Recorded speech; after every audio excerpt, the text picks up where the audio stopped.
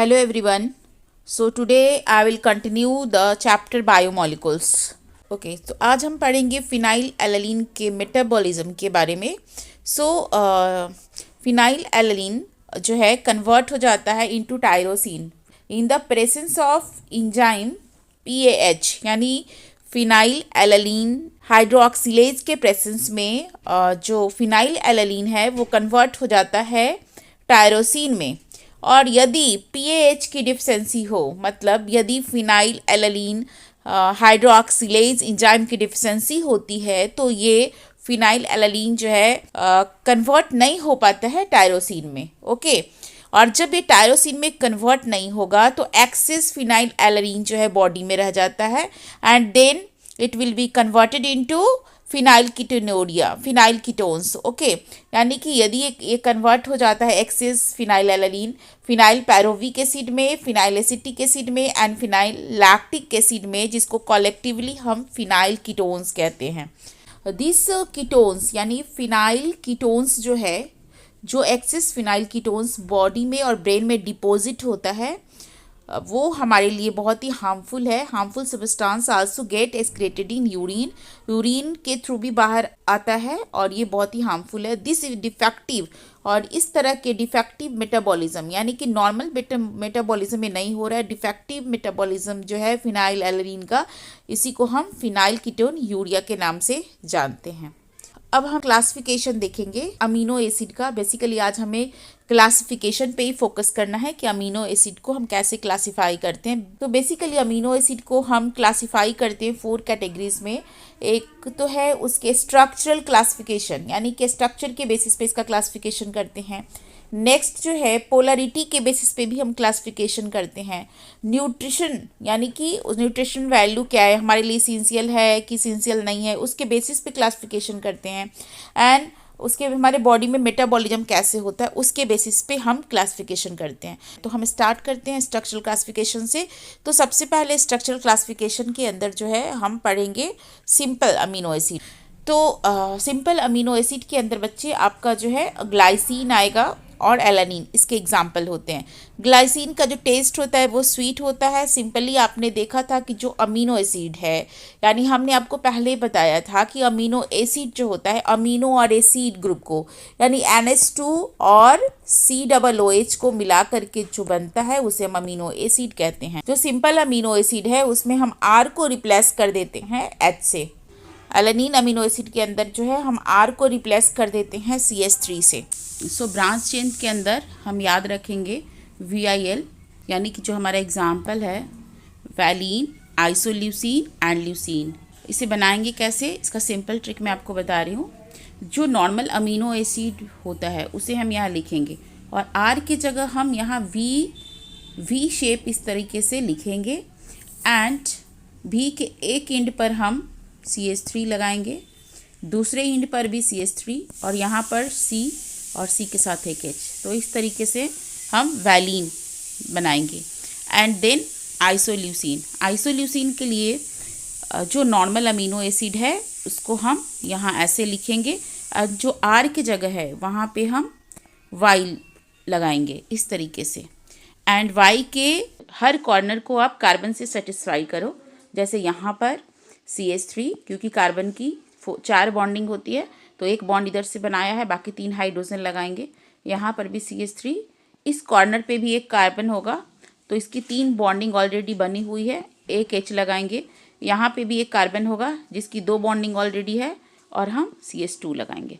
तो ये आइसोल्यूसिन हो गया. ल्यूसिन के लिए हम फिर नॉर्मल जो है अमीनो एसिड लिखेंगे और R की जगह क्या लगाओगे, R की जगह आप L लिखोगे.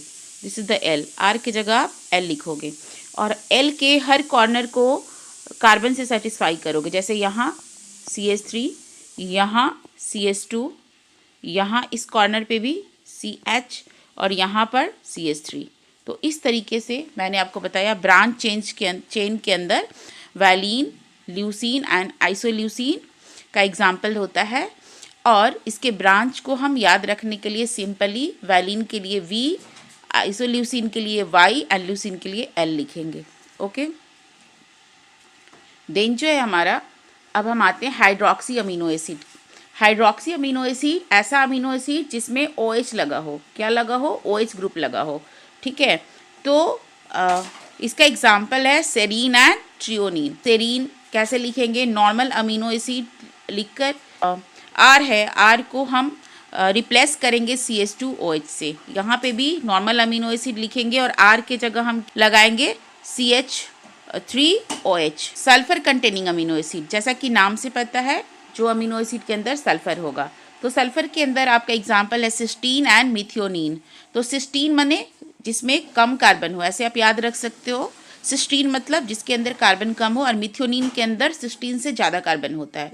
तो नॉर्मल अमीनो एसिड लिखोगे, फिर R के जगह क्या लगाओगे, कम कार्बन यानी CH2SH, और इसके अंदर नॉर्मल अमीनो एसिड लिखोगे और R के अंदर क्या लगाओगे, CH2S और CH3, ठीक है। नेक्स्ट ग्रुप है एसिडिक अमीनो एसिड। एसिडिक का मतलब है कि जिसके अंदर एक्स्ट्रा COOH ग्रुप हो, यानी पहले से तो अमीनो एसिड के अंदर एक अमीन ग्रुप और एक COOH ग्रुप होता ही है, लेकिन एसिडिक के अंदर एक्स्ट्रा COOH ग्रुप एक और होगा, ठीक है। इसका एग्जाम्पल है aspartic acid and glutamic acid. तो यहाँ आपने देखा CH2COH हमने R के जगह लगाया है।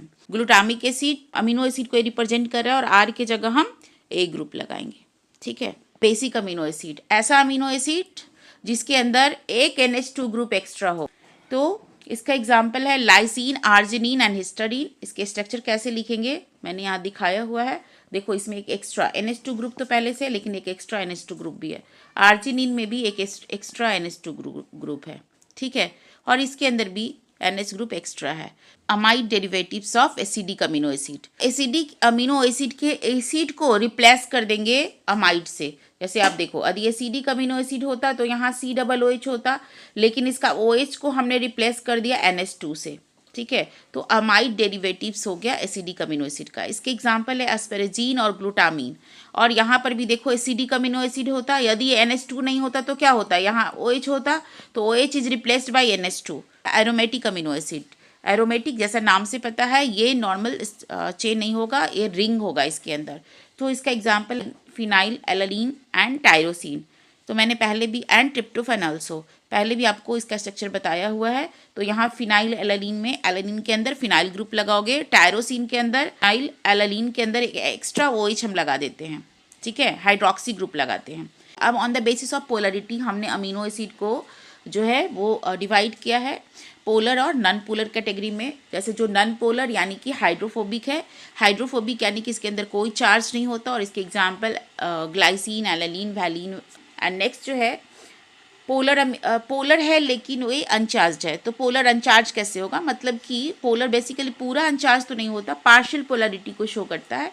मतलब ये जो है पूरी तरीके से चार्ज शो नहीं करेगा, पार्शियल चार्जेस इसके ऊपर आएंगे। इसके एग्जांपल सेरीन, ग्लाइसिन वगैरह हैं, टायरोसिन।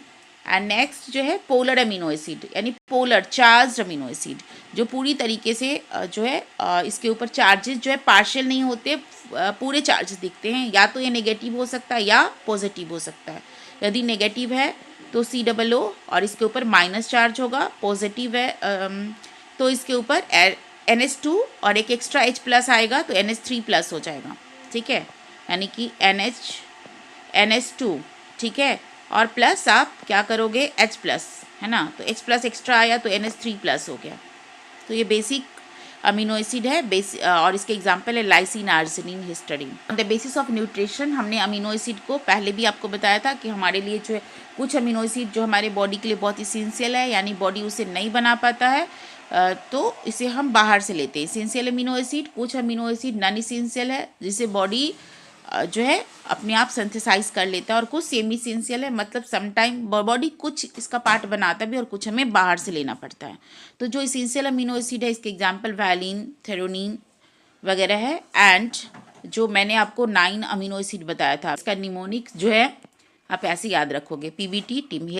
तो और जो नॉन इसेंशियल है जो बॉडी नहीं बना पाता है, ग्लाइसिन, एलानीन, सेरीन वगैरह है। And semi essential arginine, histidine है, जो बॉडी समटाइम इसे बॉडी को रिक्वायर्ड अमाउंट में चाहिए होता है, बट समटाइम बॉडी इसका कुछ पार्ट बना भी लेता है, ठीक है, मेटाबॉलिज्म के बेसिस पे। On the basis of metabolism. कुछ अमीनो एसिड ग्लूकोजेनिक होते हैं, कुछ कीटोजेनिक होते हैं और कुछ दोनों होते हैं। तो जो ग्लूकोजेनिक होते हैं basically provide glucose via metabolism, यानी टूटने के बाद ग्लूकोज में कन्वर्ट होते, ग्लूकोज देते हैं। एंड कुछ अमीनो एसिड कीटोन बॉडी का फॉर्मेशन करते हैं टूटने के बाद, और कुछ जो है दोनों देते हैं। इसके एग्जाम्पल भी आप देख लो, एलानिन ग्लाइसिन वगैरह है, इसका ल्यूसिन लाइसिन एंड इसका ट्रिप्टोफन टायरोसिन वगैरह इसका एग्जाम्पल है। आज के लिए इतना ही, थैंक यू।